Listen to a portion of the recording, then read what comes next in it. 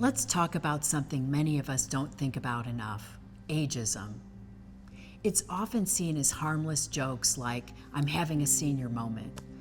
But ageism is more than that. It's the harmful stereotypes that shape how we treat older adults.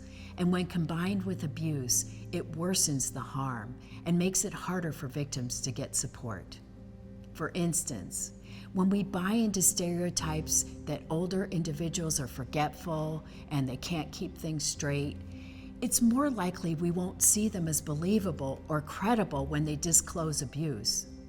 This is ageism in action, and it can really impact older victims' ability to get the support they need. Ageism, what is it? Ageism is how we think, feel, and act based on age. It's a mindset that impacts everything from healthcare decisions to personal interactions, and it's embedded deeply in our culture. Over 82% of older adults reported that they experience some form of ageism every day. Aging is living. It is something we all experience from the moment we're born.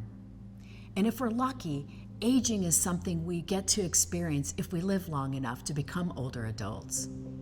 Yet every day, we're bombarded with messages that link aging to decline, loss of independence, and invisibility.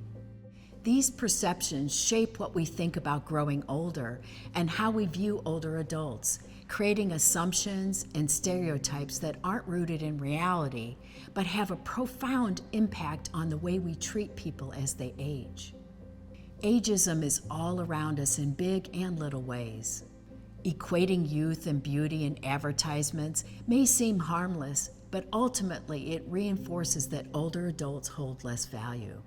Jokes and stereotypes about memory loss as somebody gets older, again, may initially seem minor, but they reinforce the idea that older adults can't be trusted to remember things or understand what's happening. Representations of older adults stooped over and frail suggest that physical decline is inevitable, and they ignore the diversity of ability, mobility, and capacity that exist among adults aged 50 to 100 and older.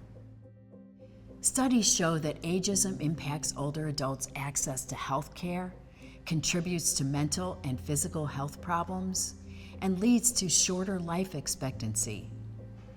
But there's something else. Ageism also plays a huge role in abuse. Perpetrators of abuse rely on these ageist ideas to justify their actions. They might think, "They're going to die soon anyway," or "They won't even remember what happened," or "I deserve this money because they're not even using it." These assumptions can make older adults more vulnerable to neglect, abuse, and exploitation. But ageism isn't just about perpetrators. It can really stand in the way of older victims getting the support they deserve. Well-meaning professionals might unconsciously be uncomfortable serving an older person, not being able to relate to them, or they may automatically assume their situation is too complex for their services to be able to help. Programs may not prioritize digital or physical accessibility, or may not receive training on generational and other age-related service needs. Think also about outreach or awareness strategies, like Domestic Violence or Sexual Assault Awareness Month materials. They often target younger adults using language, images, and locations that may not resonate with older survivors. This makes it harder for older adults to relate, and they might feel like these services aren't for them. When we fail to address these barriers, we unintentionally send the message that older victims don't belong, making it harder for them to get the help they need. So how can we address ageism in the context of abuse? First, we need to check our own biases. Are we unconsciously buying into stereotypes that older adults don't experience domestic violence, sexual assault, and stalking? Do we buy into the stereotypes that older individuals are difficult and burdensome?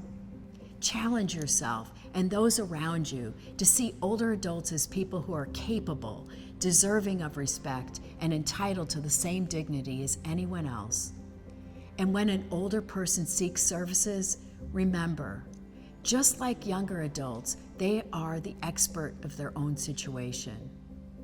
Supporting an older adult who may be perceived as vulnerable can be complex, but every older person deserves autonomy and self-determination. Our role is to empower them, respect their choices, and help them navigate towards safety and healing.